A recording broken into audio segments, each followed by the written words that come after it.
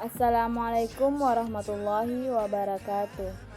Perkenalkan, nama saya Sa'adatul Husnia dari Universitas Islam Negeri Sultan Syarif Qasim, Riau. Pada kali ini, saya akan membahas tentang kalimat efektif dengan baik dan benar. Nah, apa kalian sudah tahu apa itu kalimat efektif?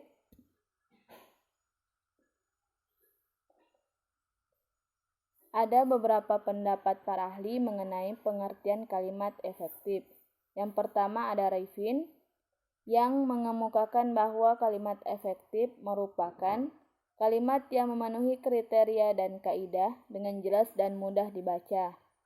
Kemudian ada Rahayu yang berpendapat bahwa kalimat efektif adalah kalimat yang memenuhi syarat-syarat komunikatif, gramatikal, dan sintaksis, sehingga kalimat juga harus mudah dipahami serta mampu menimbulkan daya hayal bagi pembaca.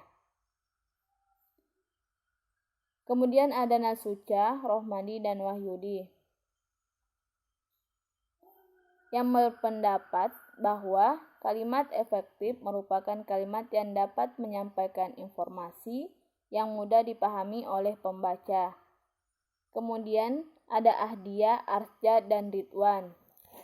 Mereka berpendapat bahwa kalimat efektif adalah kalimat yang benar dan jelas sehingga mudah dipahami oleh orang lain. Selanjutnya ada syarat-syarat dalam kalimat yang efektif. Yang pertama, sesuai dengan ejaan yang disempurnakan. Karena dalam sebuah kalimat yang efektif haruslah menggunakan ejaan atau tanda baca yang tepat. Kata baku pun harus menjadi perhatian agar tidak sampai kata yang kamu tulis ternyata tidak tepat ejaannya. Kemudian, yang kedua ada sistematis. Dalam sebuah kalimat sederhana adalah kalimat yang memiliki susunan subjek dan predikat. Kemudian ditambahkan dengan objek, pelengkap, dan keterangan.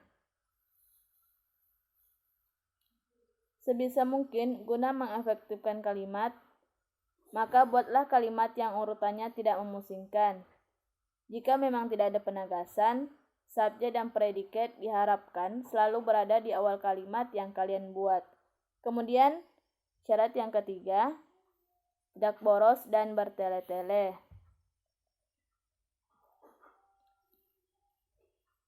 Ingat ya bahwa kalimat efektif harus disusun secara efektif pula dan tidak bertele-tele. Pastikan susunan kalimat yang kalian rumuskan pasti dan ringkas, agar orang yang membacanya mudah menangkap gagasan yang kalian tuangkan. Kemudian syarat yang keempat, tidak ambigu.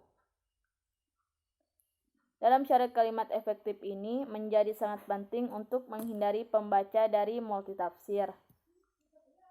Dengan susunan kata yang ringkas, sistematis, dan sesuai kaidah kebahasaan, maka pembaca tidak akan kesulitan mengartikan ide dari kalimat kalian, sehingga tidak ada kesan yang ambigu.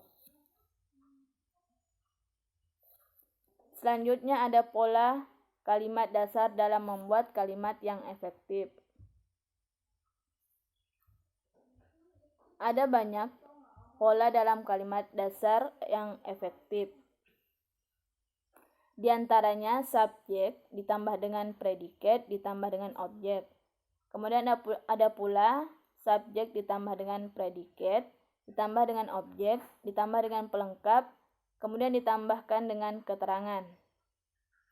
Nah, apa sih itu subjek, predikat, objek, pelengkap, kemudian keterangan? Subjek yang merupakan pelaku atau orang yang melakukan kegiatan tertentu. Subjek yang pada umumnya berupa kata benda seperti orang, binatang, dan tumbuhan. Kemudian ada predikat yang merupakan pola kalimat yang menyatakan kegiatan yang sedang dilakukan oleh unsur subjek dalam sebuah kalimat. Predikat ini biasanya terdiri dari kata-kata kerja. Kemudian objek yang merupakan sesuatu yang dikenai tindakan oleh subjek melalui predikat. Bisa dikatakan bahwa objek ini adalah sebagai korban dari tindakan subjek. Objek ini terdiri dari kata benda. Kemudian ada pelengkap, yang merupakan unsur lainnya untuk menambahkan atau menjelaskan arti atau keterangan. Pelengkap ini biasanya terletak setelah predikat atau setelah objek. Kemudian ada keterangan. Keterangan ini menjelaskan bagaimana, di mana, kapan peristiwa dinyatakan dalam kalimat terjadi. Keterangan ini berfungsi sebagai penambah atau pelengkap saja. Bisa dilakukan di depan ataupun di belakang kalimat. Dapat berupa keterangan waktu, keterangan tempat, dan keterangan alat. Contohnya, dalam pola subjek ditambah dengan predikat, ditambah dengan objek, ditambah dengan keterangan. Dinda memasak roti di dapur, di mana Dinda sebagai subjek, memasak sebagai predikat, objek sebagai roti, dan dapur sebagai pelengkap. Nah, contoh yang kedua, dengan pola subjek ditambah dengan predikat, ditambah dengan objek, kemudian ditambahkan dengan pelengkap.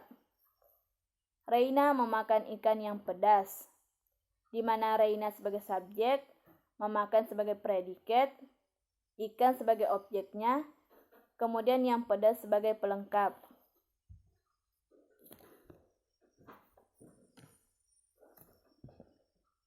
Selanjutnya, jenis-jenis kalimat yang efektif.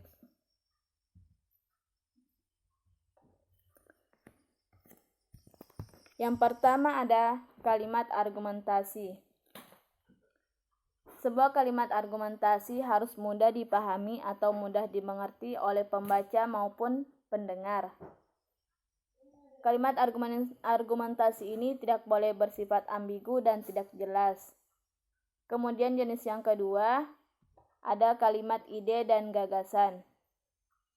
Nah, saat kita menyampaikan sebuah ide, harus menggunakan kalimat yang efektif, agar mudah dipahami dan tidak terkesan berbelit-belit, apalagi jika sampai menimbulkan kesalahpahaman. Kemudian jenis yang ketiga ada kalimat formal, di mana kalimat formal ini merupakan kalimat yang sesuai dengan kaidah tata bahasa. Oleh karena itu, dalam kalimat formal pasti menggunakan kalimat yang efektif. Selanjutnya, ciri-ciri dalam kalimat yang efektif. Yang pertama ada kesepadanan struktur. Dalam membuat kalimat yang efektif, hal pertama yang harus diperhatikan adalah kelengkapan struktur dan penggunaannya. Kemudian ciri yang kedua ada kehematan kata. Dalam membuat kalimat yang efektif, salah satu syarat kalimat efektif adalah ringkas dan tidak bertele-tele. Maka dari itu, kalian tidak boleh menyusun kata-kata yang bermakna sama di dalam sebuah kalimat. Ciri yang ketiga ada kesejajaran bentuk. Ciri ini menyangkut soal imbuhan dalam kata yang ada di kalimat yang kalian buat. Sesuai kedudukannya, pada kalimat yang kalian buat, pada intinya, kalimat efektif haruslah berimbuhan paralel dan konsisten. Jika pada sebuah fungsi digunakan imbuhan me, maka selanjutnya imbuhan yang sama digunakan pada fungsi yang sama. Kemudian ciri yang keempat ada ketegasan makna. Dalam sebuah kalimat, tidak selamanya subjek harus diletakkan di awal kalimat. Namun, memang peletakan subjek seharusnya selalu mendahului predikat. Kemudian ciri yang kelima ada kelogisan kalimat. Ciri kalimat yang efektif ini yang amat krusial menyangkut kelogisan kalimat yang kalian buat. Kelogisan kalimat di sini berperan penting untuk menghindari kesan yang ambigu pada kalimat yang kalian buat. Sekian penjelasan saya mengenai kalimat yang efektif dengan baik dan benar. Sekian dan terima kasih. Wassalamualaikum warahmatullahi wabarakatuh.